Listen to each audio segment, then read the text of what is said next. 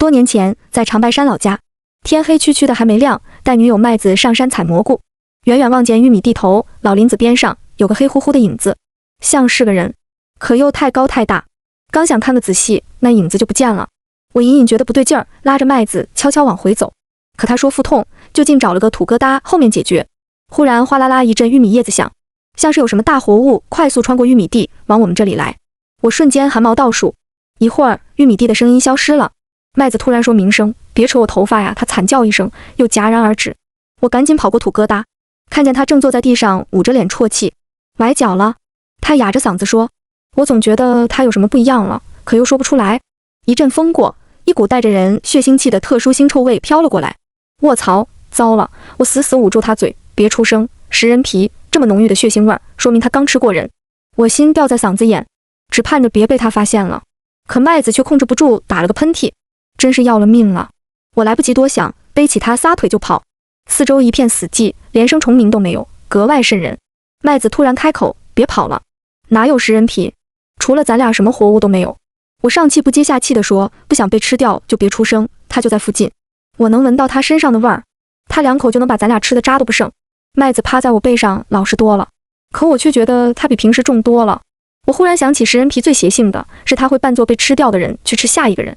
我心颤了一下，本能觉得背上的麦子不对劲儿，可实在没工夫去分辨了。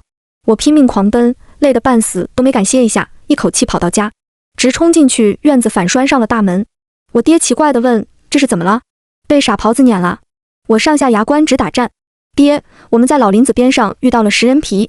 我爹皱眉说，胡说，我们住这里几10年了，从来就没见过什么食人皮，就是吃人的熊皮子。我说，我娘顿时脸色煞白，他爹，这事儿生子不敢乱说的。莫不是遇到了前些日子杉树岭那熊皮子？杉树岭离我们村子200多里地。前些日子我还在学校的时候，我娘就跟我说过，杉树岭出现了个熊皮子，一夜吃了5头牛。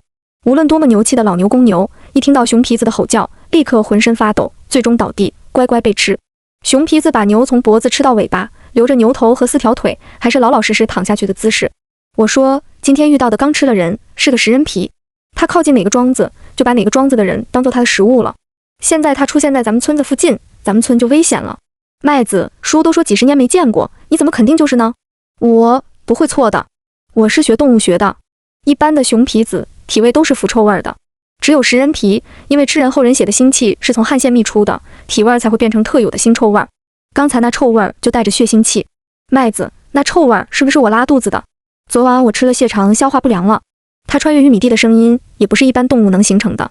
大野猪也有400-500斤，山里也还有别的大活物，怎么就一定是你说的什么食人皮？别自己吓自己了。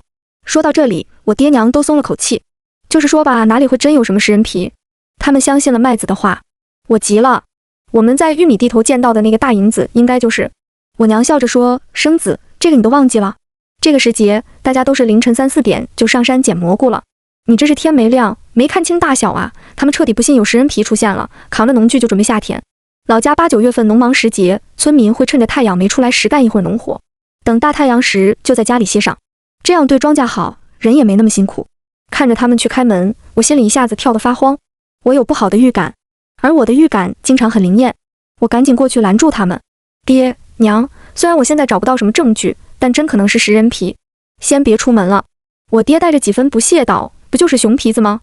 这个时候大家都下田，他也不敢出来。他若出来，咱们一村子老少还不灭了他？我爹这人就是犟，从来不听劝，可我又不能不劝。食人皮3米多高，1000多斤，能爬树会游泳，100米速度6秒，一掌能拍碎猛虎的脊梁骨。人一旦被他盯上，上天入地也逃不掉。我正想再说什么，我娘吸了一下鼻子，什么东西这么臭？我也吸了吸鼻子，果然很臭。刚才光顾着逃命，都没留意，跑了这么远，那臭味还在我身边，这不正说明那食人皮就在我身边吗？我心里一惊，麦子却笑了。臭味儿，是我身上这种味道吗？我从进了院子就和爹娘讲话，到现在还没来得及进屋，忘记把麦子放下了。他现在还在我背上，我侧头一闻，还真是。我后背一下子冷汗涔涔，在玉米地里闻到血腥气，说明食人皮刚吃完人，而那时地里的人就只有我和麦子。我忽然反应过来，刚才有什么不对了。从麦子过了土疙瘩，我就再也没见过他的脸。食人皮是会扮人的，那我背的一定是麦子吗？我手控制不住地抖了起来。黎明生，你抖什么呀？快放下我，别让我再摔了！麦子有点生气地喊了一嗓子，他声音一大，嘶哑得更明显了，听着就像是一个许久没说话的人突然说话那么别扭。我使劲稳了稳神，赶紧进屋，把他往炕沿上一放，就去看到他的脸。这一眼比不看还吓人，他那脸鼻青脸肿的，根本看不出样貌了。我颤声问麦子：“你脸这是怎么了？还有，你身上怎么这么臭？为啥臭？才屎了呗！”我拿起他鞋底一看，果然都是屎。我娘跟进来，心疼地说：“哎呀，闺女，你这脸摔的，这得多疼啊，都看不出个模样来了。”麦子道：“别提了，好气呀！一半是摔的，一半是过敏。就那么倒霉，我蹲的那里长了一丛豚草。麦子确实对豚草有严重的过敏反应，豚草味混合血肠屎味，难怪腥臭味那么重。他过敏。”也难怪他的声音变了。我舒了口气，麦子还是麦子，看来我是被食人皮吓到了，乱怀疑人了。我娘交代了2句，就和我爹准备出门下田。我心里有点七上八下，还想阻止。麦子出声了：“明生，你不是也没真见过食人皮吗？你知道的关于食人皮的，也都是书本上学的，根本就没有证据证明真的存在。你为什么非要拿它吓唬你爹娘呢？”他说的有理有据，我一时真有点怀疑自己的判断了。我爹娘听了也说我是自己吓自己，不再听劝就出了门。我跟麦子说：“你在这里等我，我出去打点井水给你洗脸。我们家的水井在大门外，是长白山地下水，那水能缓解他的过敏症状。”可是麦子却一把拽住了我：“你别出去，我用自来水洗就行，自来水效果不如井水。”说着我就向外走。麦子尖叫一声：“别出去！”我吓了一跳，他明显不想让我出门，可他刚才明显又想让我爹娘出门。我疑惑地看向他，他一边拖着瘸腿去拴上门，一边嗫嚅道：“你走了我害怕。”我只好留了下来。这一番折腾，天就要亮了，黑乎乎的村子越来越明朗了，我心也慢慢平静下来。我抱了些柴火，开始生火做早饭。麦子在旁边给我搭手。我说：“你脚也扭了，脸也肿了，在旁边歇着吧。”麦子偎着我肩膀：“明生，无论发生什么都要相信我好不好？我们一辈子就这样好好在一起的好不好？”他说着眼圈红了。我揉了一下他的脑袋说：“知道啦，是不是今早吓坏了？”他沉默着没有回声。我俩就这样静静坐着，烧着柴火。院门咣当一声响了，我爹喊：“生子，快开门！”我过去正要开门，那腥臭味儿一下子又冲了进来。我倒吸了一口冷气，这股腥臭味儿不是来自麦子鞋底的屎，而是来自家门口。那就只有一种可能，真有食人皮，而且就在家门口。我从门缝向外看，我爹和我娘并肩站着，俩人脸色都不太好看，带着点怪异。我放在门上的手一顿，脑子拼命地转，真是爹娘吗？是真是的话，那腥臭味儿从哪里来的？我颤声试探，怎么这么快就回来了？我娘有点生气道：“苞米被掰了一地，还踩坏了不少，肯定是村东头那个老光棍吴老三祸害的。我和你爹回来拿麻袋装玉米，明天赶集时看看能不能当嫩苞米卖了。”这话确实像我娘说的，熊皮子即使扮人也很难知道这么多细节的东西。我一打开院门，立即就看见他俩身后晨雾里杵了个影子，那影子轮廓看不清，可一双红眼睛像灯泡那么大，清清楚楚的正盯着我。我浑身都麻了。我爹娘看不到身后，还慢腾腾的往里走。我顾不上别的，直冲上去，一把将他俩拽进来，哐当一下把门关上了。我哆哆嗦嗦的反手把门插上，后怕的瘫坐在地上。食人皮，食人皮在你们后面，我结结巴巴地说。我爹被我推了个趔趄，一脸恼火，咔嚓一下把扛着的锄头甩到了院墙上。什么食人皮？就没见过你这种孬种，被个没影儿的东西吓成这样。咱在老林子生活这么多年，什么鬼怪活物没见过，个个都这样，还用过日子吗？我娘说：“生子，你是不中什么邪了？怎么一早净说这些怪话？他们根本不知道刚才有多惊险。”我说什么他们都不相信。我爹进仓房拿了几条麻袋出来，还要和我娘再出门。我死命靠住门。爹娘真不能出去，我爹发火了，你一起开，不然我拿敲你。我肯定不能和我爹动手，可他太犟不听劝。急中生智，我想起了老林子边看见的那个黑影，那大小至少是个熊瞎子。我问我娘：“你们怎么知道是吴老三干的？”我娘：“满田大脚印，那么大脚印还不穿鞋，全村就他这样。那脚印多大？比你爹脚都大4指。娘，你想想，吴老三他脚再大，能大得到那个尺寸吗？那不就是熊皮子吗？”我娘一愣：“我们村子好久没闹过熊了，难怪他们一下子没想到。”我爹低头想了一下说：“也有可能。”我以为总算劝住了我爹，可他转头又进了仓房，拿了把大砍刀出来。是熊，那我就去干掉他。咱们辛苦2季，被他一夜糟蹋成这样，太气人了，不能留着他再祸害庄稼了。说着他就往外走。我真要被我爹气死。我死死拽住他吼道：爹，咱家一天不下田就能饿死吗？咱现在不是逞英雄的时候，是保命的时候。那食人皮真是有几分邪性的。他就在门口了，你们出去正好能碰上，咱别上杆子送上门去找死好吗？我爹嘲笑道：你书读多了，读坏脑壳了，还邪性，怎么比我们这些老农民还不讲科学呀？爹，不是我不讲科学，我看过案例，食人皮半人进村，一个一个吃，老人孩子都不放过，吃到全村最后一个人才知道那是只食人皮，没人知道他是怎么扮成了人的。老话说那叫动物成精，现在说那叫未解之谜。遇到食人皮真是全家死绝啊！我说完，我爹还想再对我奶突然吼出声了。他中风多年，行动不便，每天一大早喜欢挪到院子里看着太阳起。刚才太慌乱，都没发现他在旁边。他说话不甚清楚，可也勉强能听得明白。生子说的怎么像30-40年前东沟子村的那个事儿？全村人不知不觉都没了，皮肉骨头心肝脾肺肾肠子啥都没有，就只有地上全是血。说是杀人案吧，没有尸体；说是失踪案吧，满地是血。只有一个二疯子吓得掉到粪坑里活了下来。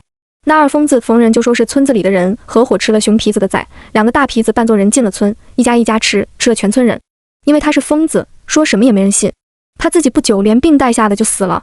奶奶说完，我爹还是半信半疑，都说他是二疯子了，怎么能相信他说的话就是真的？我奶叹了口气。后来在他们村找到了一头小熊皮子的尸体，那小熊皮子已经被村民吃的只剩了骨架了。我亲眼看到了，怪可怜的。大家都说二疯子疯了一辈子，就这件事上没疯，那案子一直没破，后来也不让大家谈了。我娘哆嗦了一下，生子爹，要不咱先别出去了。麦子紧张地看着我们，好像想说什么，又闭上了嘴巴。我奶喊我，很急切，我赶紧跑过去。麦子瘸着一只脚也赶紧凑过来，被我奶拿拐棍打开。我奶的声音很小，我不得不趴过去听。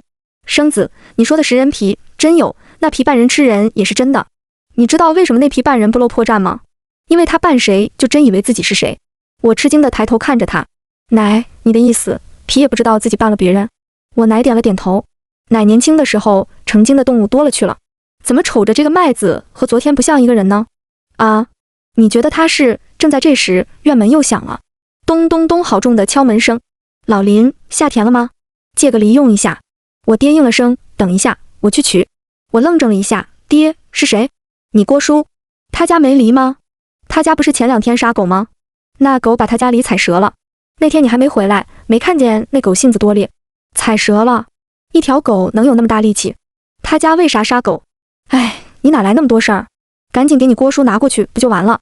我扛着梨过去门口，一股腥臭味儿一下子窜进了鼻子，我骇然失色。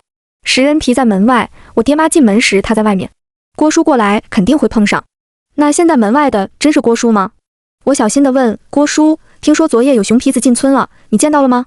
净扒瞎，哪有那活物？哎呀妈呀，不对劲儿，我后面好像有个大家伙呀！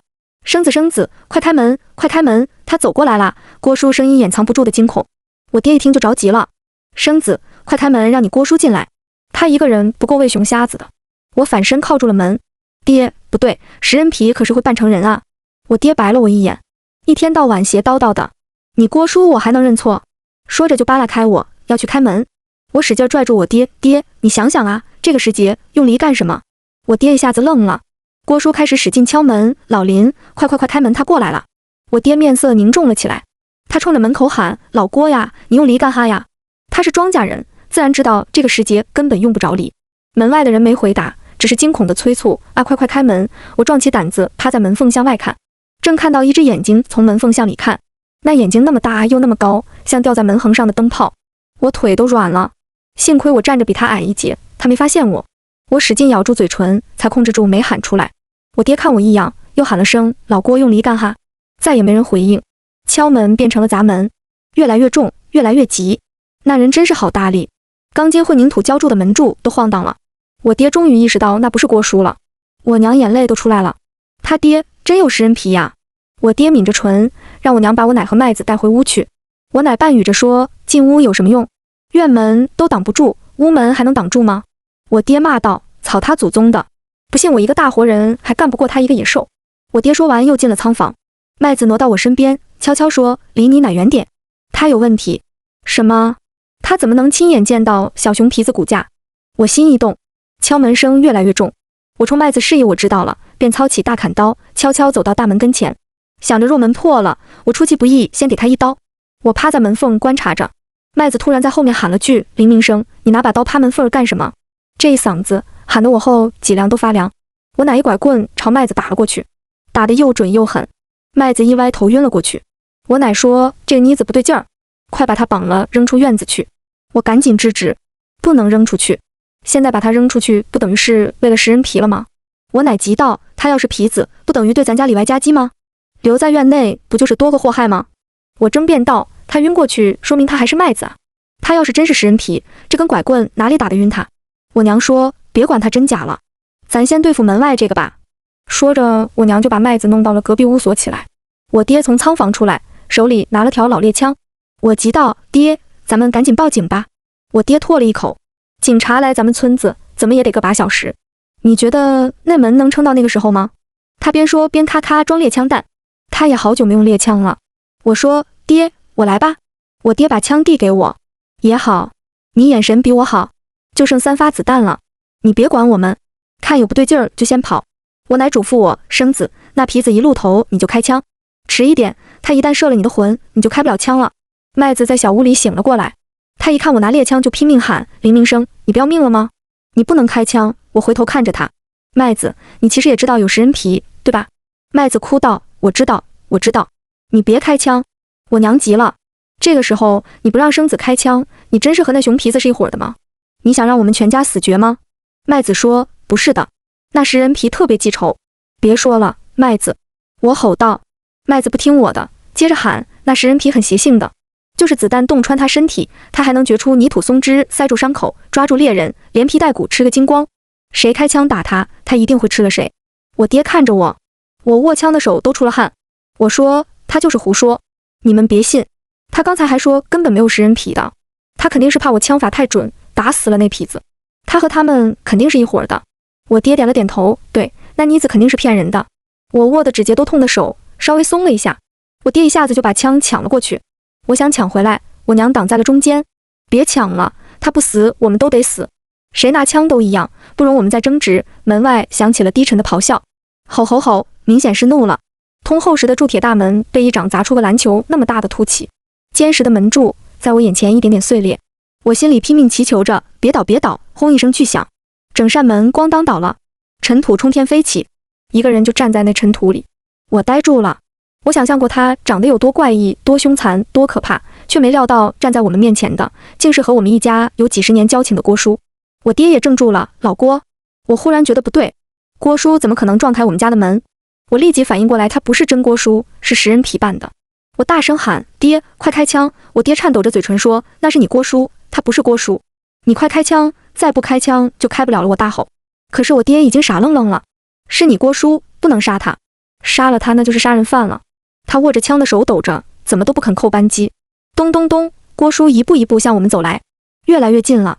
我娘晕了过去，我也迷了，杵在那里不知道跑也不知道反抗。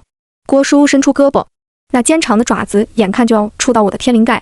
麦子突然拼命的尖叫：“啊！不要动他，林明生，你快跑啊！”可我一动都动不了。啊！快开枪！快开枪！他不是郭叔！麦子绝望的尖叫着，我也绝望的闭上了眼。砰砰砰，连续3声枪响，子弹擦过我的耳边，扑哧一声进了食人皮的胸腔。我如梦方醒，食人皮嗷呜嗷呜嗷呜叫着，暴怒了。他的叫声让整个屋子都在摇晃。他一步就撞开我和我爹，窜到了我们身后。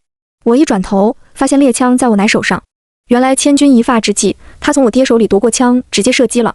那食人皮瞪着我奶，抓了一把土塞住伤口，猛地就去撕咬奶奶。我挥刀就冲上去，那食人皮回过头，诡异地冲着我笑，嘴角还淌着血，不知是我奶的还是他自己的。他一手抓住我和我爹，一手抓住我娘，再一挥胳膊，我们3个就飞到了院墙上。我彻底失去意识前，模模糊糊看到那食人皮好像头上长出了角，像是一头鹿。再醒来，食人皮不见了，我奶也不见了，地上淌出去的血已经渗到土里，黑黢黢的，找不到一点人体组织。我爹娘也苏醒过来，我们全家都哭了起来。我想起了麦子，赶紧跑过去打开门锁。麦子没死，晕倒在门后，我使劲掐人中才把他叫醒。麦子，你看见我奶了吗？那食人皮哪去了？他应该是最后一个晕倒的人。我指望他能看到些什么，可他只顾抱着脑袋惊恐地哭喊尖叫，一个字也说不出来，明显是吓傻了。我忽然想起了郭叔，刚才食人皮扮作他，那他可能早就遭了不测。今早闻到的血腥气，也可能是因为吃了他。我娘惊慌道：“咱家大门也没了，他杀个回马枪，咱不都得死吗？”我说：“咱得赶紧想办法，不能坐以待毙。”我先打电话报警，警察根本不信，农忙时候报假警，责任可大着咧。我说：“我是农大的学生，若是假警，你们就跟学校说开除我。”警察听了，严肃了几分，又问了一些情况，就说他们马上拿枪进村，让我们先做好防范。我爹打郭叔家电话，无人接听。我爹低头想了一下，决定去看看，或者还能帮上什么忙。我说我和他一起去，也算是个照应。老林区家家户户大院子，隔得有点远。我爹气喘吁吁地喊：“老郭，老郭！”死一般寂静。推开郭叔家大门，满地是血，衣服扯成的破布条，红的、绿的、黄的，也浸满了血，四散着，说不出的狰狞可怖。还有一顶虎头帽和一双小鞋子，按着孩子的身体长度摆得好好的，好像一个婴孩放上去刚刚好是完整的。我一眼认出那是郭叔刚过100日的小孙子的。我爹硬气了一辈子，看到这里也绝望的一屁股坐在了地上。完犊子了，完犊子了！他说着捂住脸，眼泪从指缝里流了出来。我搀起我爹，爹，先别难过了，还不知道那食人皮在哪里了，别家也不知道怎样了，我们还是赶紧回家吧。我去找村长，你快回家看着你娘他们。我说一起走吧，遇到食人皮还能照应一下。我爹，咱俩在一起就能打过他吗？那不等于一网打尽吗？我到家时，我娘一边哭一边抱着麦子哄着，摸摸毛，吓不着叫叫活儿，魂归身。麦子直瞪瞪地盯着我。一会功夫，村长喇叭响了起来，社员们注意了，周围有熊皮子出现，大家都别下田，赶紧都回家关好门窗，看好玩。等警察来，等大队通知。30多公里山路，一般轿车都不好开进来。警察开着偏3轮车挤了5个人，调查进行得很艰难。尸体哪里去了？谁也找不到。就像我奶说的，杀人案没有尸体，失踪案满地血迹。警察问我，既然你说熊皮子一吃一家，为什么你家就吃了你奶一个人？老郭家又全被吃了。我回答不上来，我也在一直问自己这个问题，可是想不出答案。麦子忽然回过了神，是民生奶奶用枪打中他，危及了他生命，他来不及吃更多人吧？我颤声问，你看见他吃奶奶了？他霎时泪流满面，2口就吃完了。说完又嚎啕大哭，怎么哄他都安静不下来，无法对他问话了。可是警察觉得郭叔家像是仇杀，破布条明显是泄愤。他们拿到了一本郭叔家的相册，上面有血迹，让我爹看看有没有什么线索。我也凑过去看，一眼看到了郭叔孙子照片的背景里有条黄白色毛皮的狗。我问我爹，这就是郭叔家前些天杀的狗吗？我爹说，是啊，你郭叔在野地里捡了它，那时还是一点点大的小奶狗，养了小半年，它突然发狂咬死了猪，那就没法留了。我恍然大悟，爹，那不是狗啊，那是熊皮崽子。我猜测这只小熊皮子不知什么原因落单了，被郭叔当狗捡了回来，长大一点后兽性发作咬了猪。杀他那天，他激烈反抗大叫，叫来了老熊皮子。警察说这全是猜测，当不了证据。我忽然想起老林子边那个影子，回忆起来他像在磕头。我带着警察去到那里，老林子边有我们村子的土地庙，在土地庙旁边还真有新翻动的土，翻开土就见到了一条像狗一样的尸首，黄白色的毛皮，正是郭叔家的。警察们面面相觑，说要向上级报告，等待通知。他们荷枪实弹住在村部，日夜巡逻，可全村人还是吓得要死，尤其是每到夜色降临，大家全都战战兢兢。食人皮没抓到，大家都觉得头顶像顶了颗炸雷，不知道何时会爆，也不知道爆在谁家。很快特种部队就来了，他们进山拉网式搜寻，熊虎狍子什么都有，可就是没有发现那只食人皮。有的人说应该是被我奶打死了，什么动物能抗得住3颗猎枪弹呢？大家慢慢放下了心，日子也慢慢恢复了平常。我奶丧事办完了，郭叔一家没人了，我爹娘就去给他们家烧纸去了，只留我和麦子在家。麦子现在也正常了。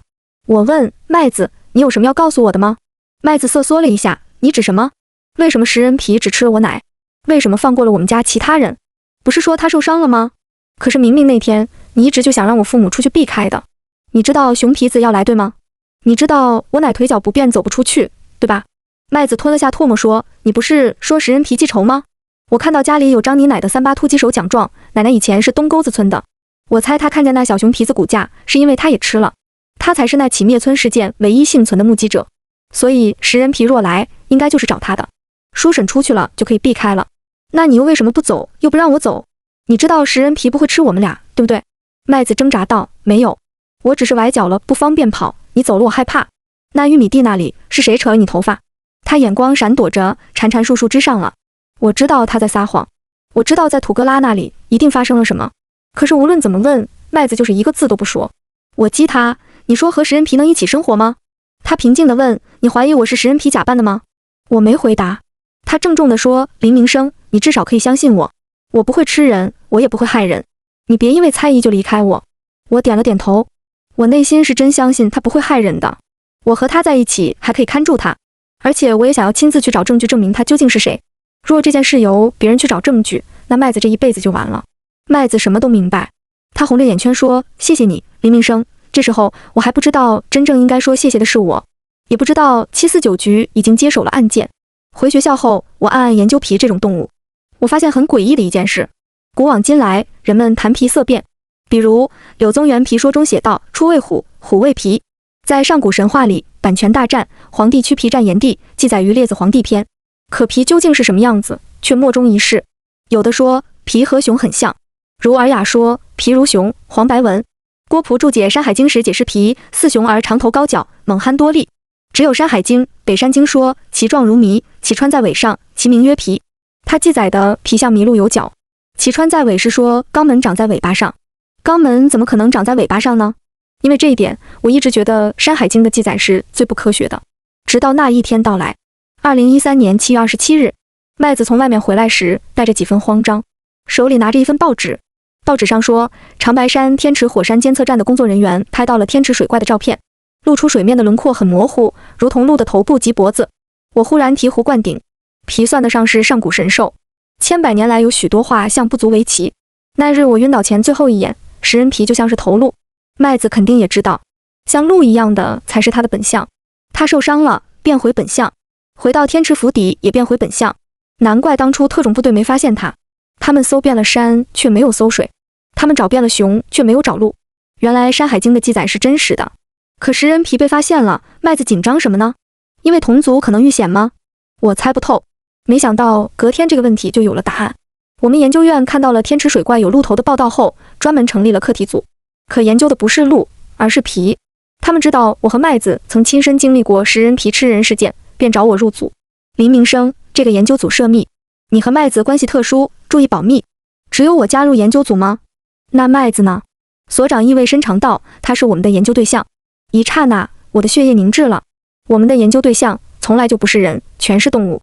换句话说，当把你当成研究对象时，你的社会身份就由人变成了动物，你与猴子小白鼠地位一样。所长说，749局那边已经证明了麦子与食人皮有神秘关系。